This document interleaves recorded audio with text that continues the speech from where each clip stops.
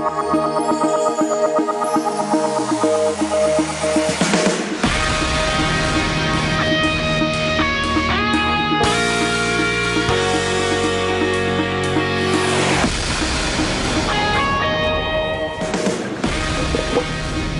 afternoon, ladies and gentlemen, and welcome to the first afternoon session on the first day of the India Today Conclave. Our subject this afternoon is Breakout Nation or Breakdown Country. And in a very real sense, that catchy, intriguing title encapsulates not just the challenge for our two guests, but a critical question for each of them, which I hope they will answer. Both of them are gentlemen who are experts on the economy. They are much sought after. One is very influential today. The other was very influential for 10 years, ending in 2014. Our first guest is the Chief Economic Advisor, Arvind Subramaniam. In February 2015, he said he was puzzled by India's GDP growth figures. Since then, many have agreed with him. But now the critical question, after his government has declared that it's growing at 7.6%, and it's just recently upped that figure, does Arvind Subramaniam still agree with himself? Let's hope in the course of today we find out whether that puzzlement that he felt in February 2015 continues or whether it's been resolved. And our second guest is the former Deputy Chairman of the Planning Commission, Montek Singh Ahluwalia. 10 days ago, he said to me that Pranab Mukherjee's Vodafone Tax was something that was very regrettable. It shouldn't have been done. But at the same time, very consciously and deliberately, he did not criticize Arun Jaitley for failing to reverse and revoke it. Let's see if this afternoon Dr. Ahluwalia is still as generous of Arun Jaitley, or whether now he's prepared to bite that bullet. Ladies and gentlemen, please welcome Arvind Subramaniam and Montek Singh Ahluwalia. Let's start with some areas of doubt and controversy so that I can perhaps create a little bit of discord and difference between the two of you. Mr. Subramaniam, does India have a reliable and credible way of estimating GDP growth? The doubters include Wall Street Journal, and according to the press, it also includes Raghuram Rajan, the Governor of the Reserve Bank of India. Now, in February 2015, you said to the Business Standard, "I'm puzzled by the new GDP growth figures." 1 year later, are you still puzzled, or have you resolved your doubts? I trust Karan to ask the tough questions. Look, I think that 2 or 3 things can be said about our numbers. First, the institutions that produce them, and this is terribly important, are of the highest quality, unimpeachable credentials, no question of political interference. So that's point number 1. Point number 2 is, but what about the estimation procedures and the outcomes, the numbers that result? You see, I think that the doubts that I expressed were earlier related to, the changes in methodology that happened. And that's, I think, one set of issues. I think now there are other sets of doubts about the numbers which have arisen. And my response to that would be to say, look, I think in all systems, all estimates, there is a kind of normal range of uncertainty about the data. I think this happens in all countries around the world. I think second, to be fair and honest, is that under these current circumstances, something has happened that's made measurement even more difficult for India. And that's basically that, what's happened is that because oil prices have come down, our consumer price inflation and our wholesale price inflation are off by 8 percentage points. And that makes actually computing GDP data much more difficult. In the mid-year economic analysis that we did, what we said was, so there is going to be some uncertainty about the data. Maybe there's going to be a little more uncertainty about our GDP estimates because of these factors. I think that going forward, I think some of these factors will correct themselves. But I think we should have an ongoing process, which we do, to make sure that every point that we're doing things the right way, we're getting technical assistance whenever we need, and we'll make sure that we produce the best estimates that we can. Mr. Ahluwalia, I was struck by a sentence in your speech that I'm going to use to help frame the question. You said, determined incremental something or the other nicely captures whatever is happening. Something or the other nicely captures whatever is happening. In that context, do you believe we are growing at 7.6? Does the world outside feel as if that is a credible number? Well, I mean, I'm not privy to what the world thinks, but, it is true that as Arvind himself was one of the first, to his credit, one of the first people to cast some doubt on the high growth rate.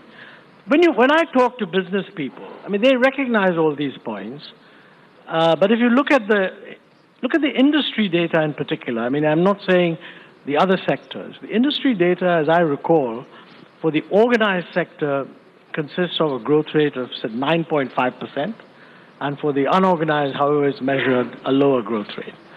And when I talk to business people, they don't think it feels like 9.6%. Now, there's a small problem here, in the sense that you're talking about production and value added. You're not necessarily talking about profit. So it's possible that there are many people whose profit lines have been adversely affected, but whose production, etc., is carrying on, in which case you could get this division. But this won't last for very long. However, the real answer to your question is that the National Statistical Commission has actually set up an expert group, and I think they're about to submit a report. So the best thing is to wait and see. I do agree with what Arvind is saying, and many people have said so. I don't think people think that the data are being fiddled. And certainly the IMF and the World Bank and Kaushik Basu and so on, they've all said that, look, we've checked the methodology. That's certainly the right thing to do. But whether the data that are being reported are correct or not, this is an expert issue which presumably this committee will tell us about. Go ahead.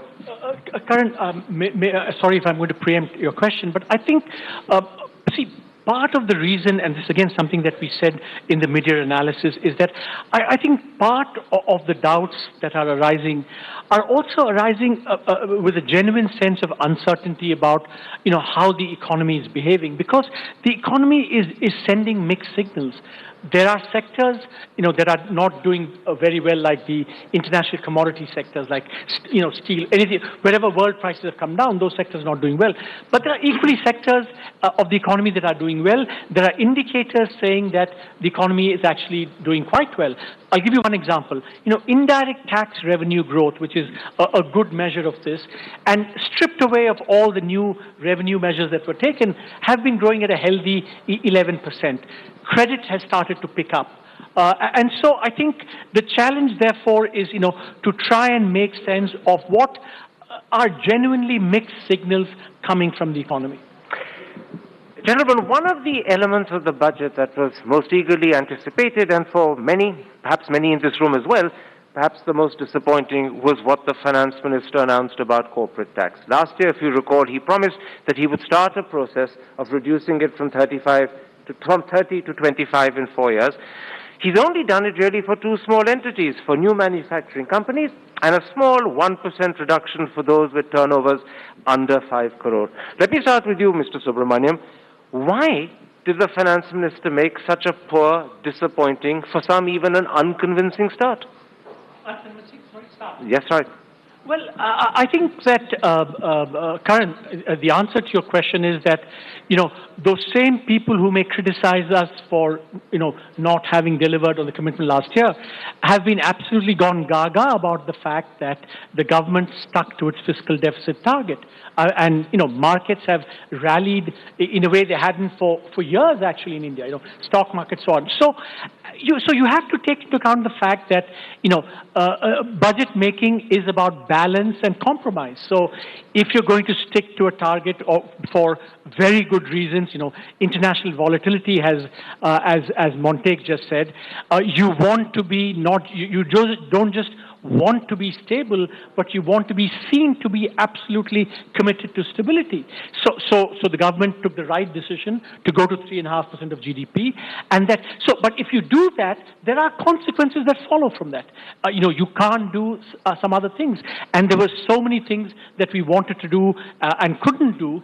Similarly, some things we couldn't do. So I think that therefore the way to evaluate the response to your question is that true, we only did that for two, I think, still quite important sectors, but it has to be seen against the overall context of what else the budget did, and budgets are fundamentally about balance and compromise and hard choices to be made. Mr. Ahluwalia, in an interview you gave me roughly 10 days ago, you said, and I'm quoting you, what we need is a clear indication of when we will get to 25% and how and when the exemptions will be removed. And then you added, there is a risk, but you need to take it or you will never do it. Do you fear that both Mr. Subramaniam and, more importantly, Mr. Jaitley were scared of taking that risk? No, I wouldn't say that, but I do endorse the view that it is true that budgets have to have a sort of an annual calibration. That's why I felt that if one had a clear timeline, then sort of the way I look at it is if you have a clear timeline and you say, well, look, I'd like to do this year, but I can't for whatever reason, so I'll do twice as much next year. At the moment, we don't have such a timeline. And it would be good to have a timeline, because then, people will understand that it couldn't be done this year, but then they'll expect you to make up for it next year. So you're not disappointed by the slow start? Well, look, it's not, since I'm not a beneficiary of the corporate tax, I don't spend much energy on it. But I would just say that I'm not denying that there can be balancing consideration. I'm just saying that if you really want to submit it to a sort of a disciplined approach, then just lay out a timeline. It's easier to do it that way. But Montek, just sorry to come back to that.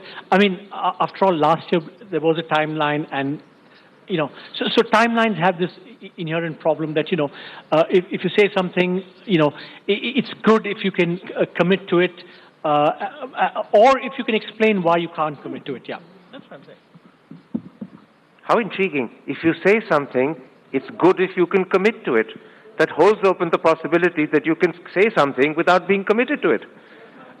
Is that how finance ministers deliver their budget speeches? I'll say something, and then I'll work out if I'm committed to it. If I implied that, I was totally wrong then. Let's come, gentlemen, to what they call the Vodafone Tax. Mr. Subramaniam, in his budget, Mr. Jaitley said that he was offering to waive the penalty and the tax for Vodafone and similarly affected companies if they agree to pay the principal amount in full.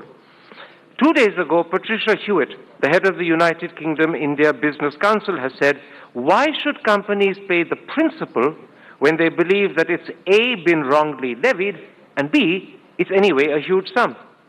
And the question I want to ask is, why did your government shy away from biting this bullet and scrapping the tax altogether? This is the problem Pranab Mukherjee created.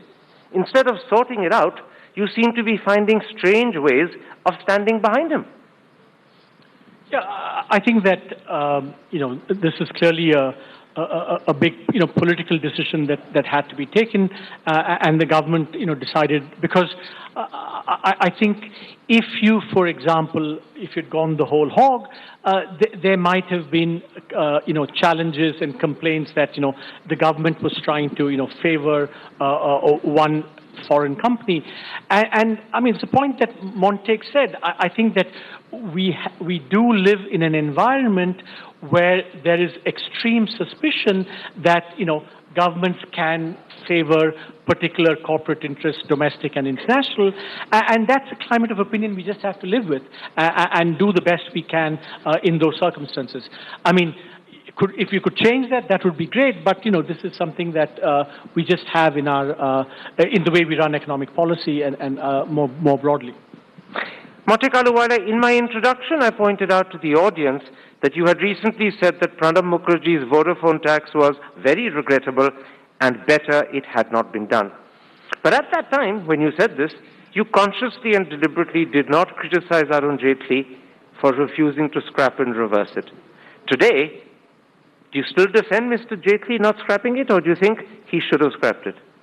Mr. Jaitley has very competent people defending him, so I don't have to step into that breach. No, this is a judgment that the government has to make. The moment it becomes a tax issue dealing with an individual company, it is an important issue, but you have to leave it to the government to explain what it does. I certainly can't add to that. leave it to the government to explain what it does. But if people like Patricia Hewitt, speaking on behalf of Britain, which is one of the largest investors and senders of FDI to this country, point out this is not a sufficient answer, what then, if you were advising Mr. Jaitley, would you say to him? Well, since Arvind is, well, we should ask him that question. But Arvind won't tell us in public what he tells Mr. Jaitley in private. You have no reason to be so shy. No. I think on an individual tax issue like that, I don't particularly wish to comment.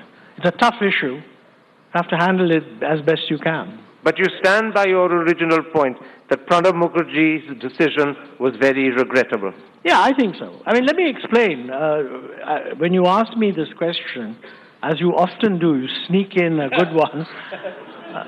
I thought it was particularly regrettable, not because, retrospective taxes have been done by many countries. I think where we suffered was that people saw this as a tax that had been put in place to explicitly counter a judgment of the Supreme Court. And that, I think, was regrettable. I don't change my mind on that one. Arvind Subramaniam, once again, speaking in an interview recently, Montek Singh Ahluwalia said that to kick up investment, to tackle the export slump, and in particular perhaps to tackle bank NPAs which were worrying, and I'm quoting him now, the government has to take some risks.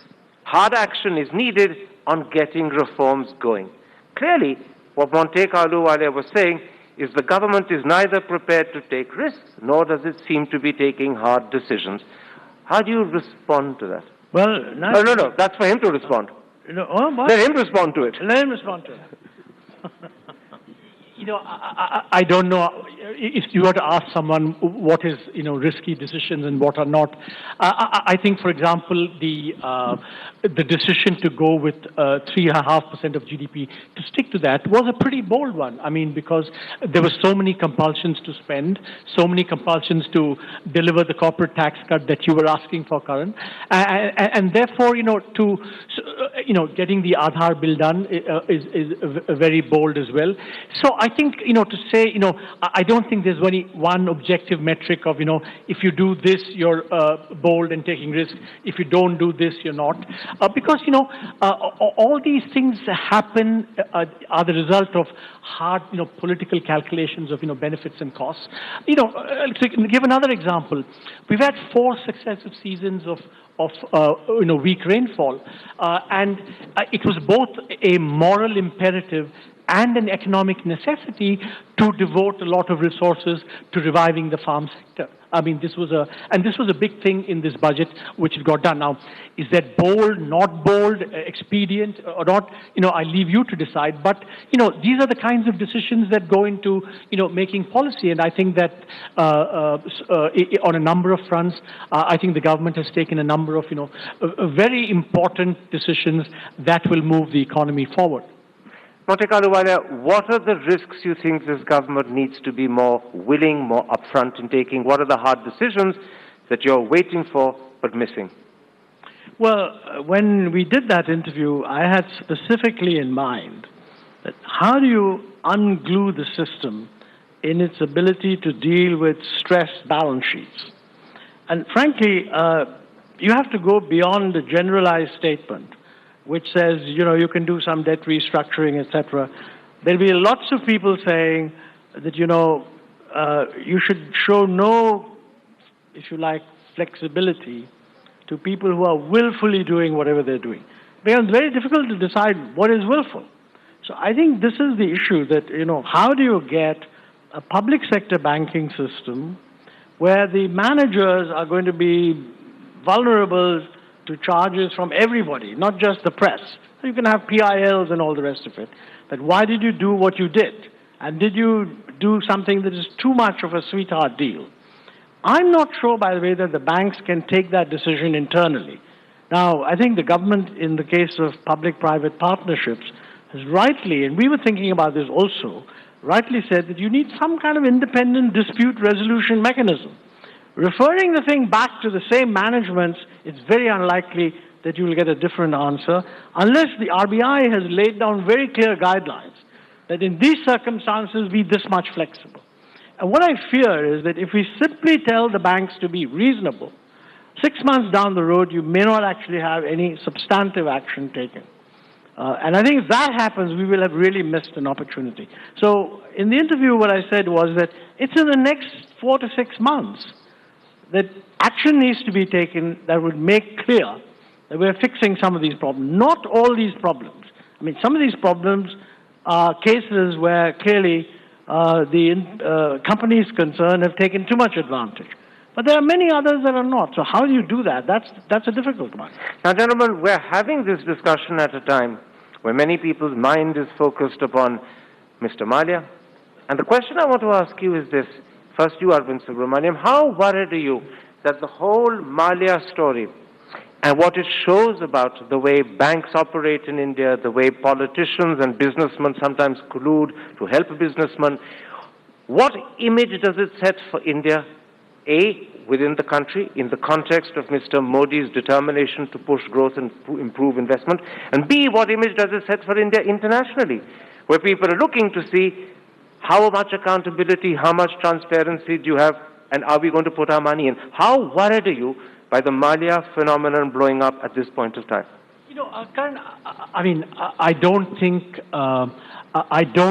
that any investor in the world will seriously change his opinion based on, you know, one incident or one episode.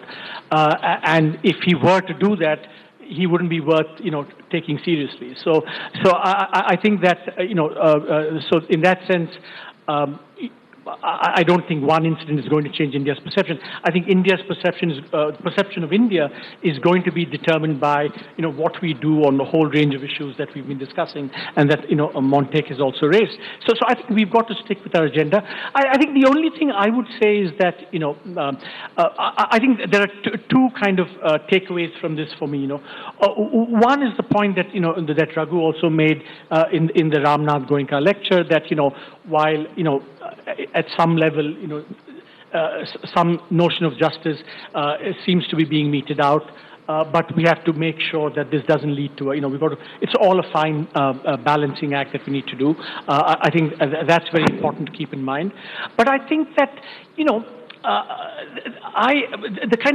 the positive message that I take away from this is that, you know, at least after all these years, you know, some justice was done, and that he is finally a fugitive from the law. And so in that sense, I think it affords us an opportunity to say, well, you know, let's kind of push this agenda ahead. But I think to fix that, I think, is going to be much more difficult than what we think. And it relates to the point that Montek made. And the way I'd like to put it is that, you know, the exit problem that we have in the Indian economy, which I think is a first-order problem.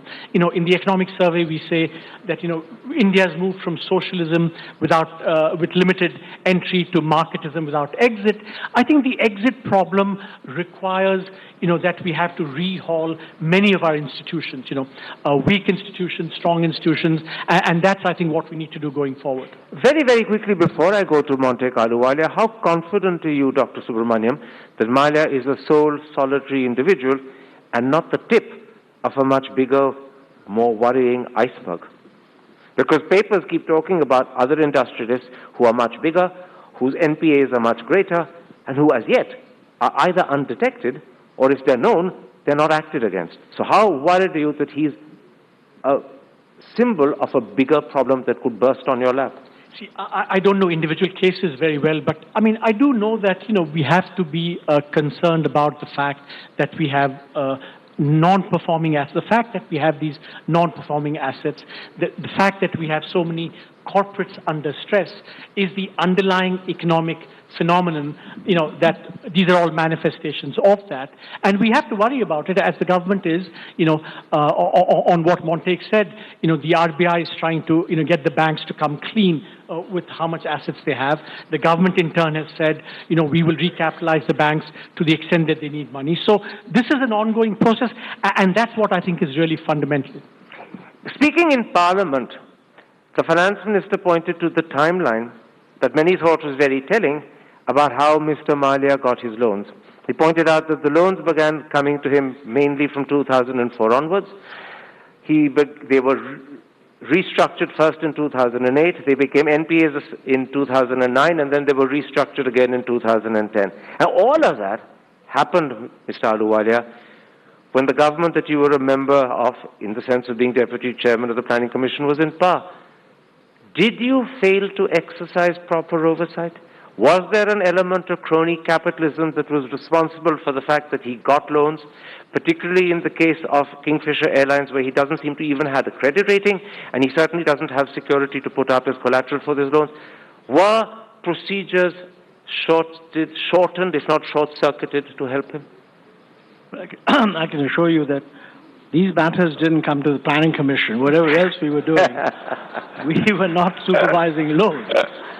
But you know, the whole issue of how do you handle the financial sector, this has been a subject of continuous study. I mean, in the previous government, we had appointed several committees, one headed by Raghuram Rajan, and there was another famous committee headed by P.J. Nayak, which was appointed by the Reserve Bank. The whole governance issue of public sector banks has been quite thoroughly discussed. There's a very wide range of opinion which says that if you don't reduce government equity below 51%, you will not be able to solve this problem. You know, 10 years ago, I used to think, well, maybe there's a way of solving it. Increasingly, I tend to think that you should go below 51%. This is one of those areas on which there's complete political consensus across the spectrum. Nobody wants to take government ownership below 51%.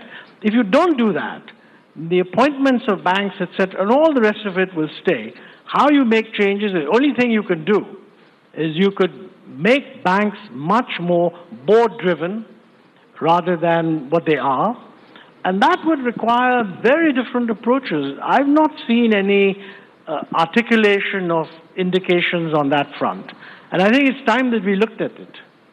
It's interesting. You say the solution is to get government, which is to say politicians, out of banks.